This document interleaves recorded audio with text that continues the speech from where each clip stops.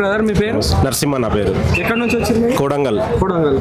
ఎట్లుందండి రేవంత్ రెడ్డి గారి పరిపాలన, ఎట్లుంది కేసీఆర్ గారి పరిపాలన? ప్రజెంట్ సిచ్యువేషన్ మార్కెట్లో చూసుకుంటే రేవంత్ రెడ్డి గారి పరిపాలన ఎలా ఉంది, కేసీఆర్ గారి పరిపాలన ఎలా ఉంది అంటే, ఆ రోజు కొన్ని బంధులు పెట్టడం వల్ల కేసీఆర్ గారి వ్యతిరేకత ఎలా ఉంది అంటే, పేపర్ లీకేజ్ అవ్వడం ఒకటి, దళిత బంధు ఒకటి తీసుకురావడం వల్ల. ఎగ్జాంపుల్గా ఒక విలేజ్లో 100 కుటుంబాలు ఉంటే విలేజ్కి 5, 10 ఇచ్చారు.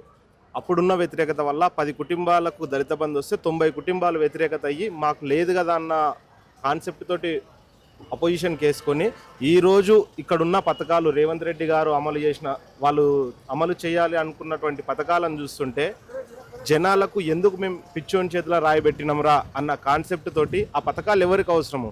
నువ్వు ఉచిత బస్సు పెట్టావు, ఒక నెలకి 1,00,000 రూపాయలు తీసుకునే గవర్నమెంట్ ఎంప్లాయీ లేడీ ఉచితంగా బస్సులో ప్రయాణిస్తుంది. 100 రూపాయలు కూలి పని చేసుకునే లేడీ 100 రూపాయలు అదే ఉచిత బస్సులో ప్రయాణిస్తుంది. ఇప్పుడు వాళ్ళు సేఫ్ ఉన్నట్ట, వీళ్ళు సేఫ్ ఉన్నట్ట? నువ్వు ఏదో ఒక లిమిటేషన్ పెట్టు, వైట్ రేషన్ కార్డు ఉన్న వాళ్ళకి ఉచిత ప్రయాణం, అలా ఏదో ఒకటి ఎంప్లాయ్మెంట్ వాళ్ళకి చూయించు. నువ్వు ఫ్రీగా ఇస్తున్నా అంటే వాళ్ళు 100 రూపాయలు పని చేసుకునే వాళ్ళు ఫ్రీగానే పోతుండ్రు, 1,00,000 రూపాయలు పని చేసుకునే వాళ్ళు ఫ్రీగానే పోతుండ్రు. 1,00,000 రూపాయలు పని చేసుకునే వాళ్ళకు హెల్త్ స్కీమ్లు ఉన్నాయి. ఈరోజు 100 రూపాయలు పని చేసుకునే వాళ్ళకి ఏదో ఎమర్జెన్సీ వచ్చేసి వాళ్ళు వర్క్ చేయడానికి పోయి ఏదో ప్రమాదవశత్తు ఏదన్నా జరిగితే వాళ్ళకి ఏ కార్పొరేట్ హాస్పిటల్లో తీసుకెళ్ళినా ఉచిత వైద్యం లేదు, ఆరోగ్యశ్రీ తీసుకోవట్లేదు. ఓన్లీ డయాలసిస్కు, కీమోథెరపీకి. ఏ కార్పొరేట్ హైదరాబాద్లో కానీ మన తెలంగాణ స్టేట్లో ఉన్న ఏ కార్పొరేట్ హాస్పిటల్కి వెళ్ళినా ఎక్కడ ఆరోగ్యశ్రీ తీసుకోవట్లేదు. ఆయన 10 లక్షల వరకు పెంచినని చెప్తున్నారు. చూయించమని చెప్పు. మా ఫ్రెండ్ నిన్న ఒక మీటింగ్ లో చెప్తున్నారు ఆయన 10 లక్షల వరకు. చెప్పడం కాదు, ప్రాక్టికల్ గా చూయించు.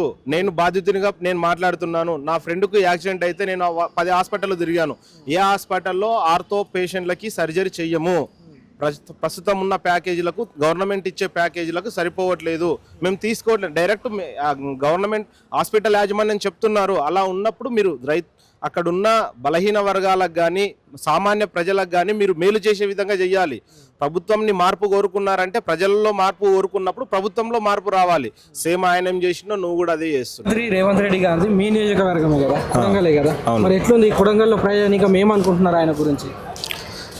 ఒక కాన్స్టిట్యున్సీ నుంచి ఎమ్మెల్యే క్యాండిడేట్ పోయి సీఎం క్యాండిడేట్లు ఉన్నారంటే ఎవరైనా సంతోషిస్తాం, మేము కూడా సంతోషిస్తాం. మా ఎమ్మెల్యే సీఎం గారు ఉన్నారు అని చెప్పేసి. కానీ సీఎం గారు ఉన్నారంత మాత్రాన నా పరిస్థితి బాగుపరచలేరు కదా. నేను కేసీఆర్ కుటుంబం నుంచి కానీ కేసీఆర్ ప్రభుత్వం నుంచి కానీ నేను లబ్ధి చేకూర్చిన.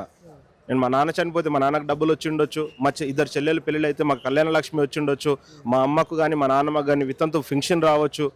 అట్లా ఒక కుటుంబానికి ఆర్థికంగా సాయం చేస్తున్నప్పుడు నువ్వు రేపటి నాటికి నీ పొజిషన్కి వెళ్ళినా కూడా నీకు ఎవరో ఆర్థికంగా సాయం చేస్తే వాళ్ళెంబడి ఉంటావు.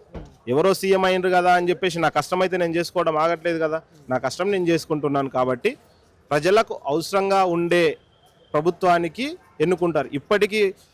ఇప్పటి వరకు ఉన్న ప్రభుత్వాలల్లో ప్రభుత్వం ఏర్పడిన అతి తొందరలో వ్యతిరేకత తెచ్చుకున్న ప్రభుత్వం అంటే కాంగ్రెస్ ప్రభుత్వం. ఇప్పటివరకు ఏ ప్రభుత్వాన్ని చూసినా ఒక సంవత్సరం లోపు ఇప్పటికిప్పుడు ఎన్నికలు పెడితే కంప్లీట్గా రిజల్ట్ మొత్తం అగనెస్ట్గా మారిపోతుంది.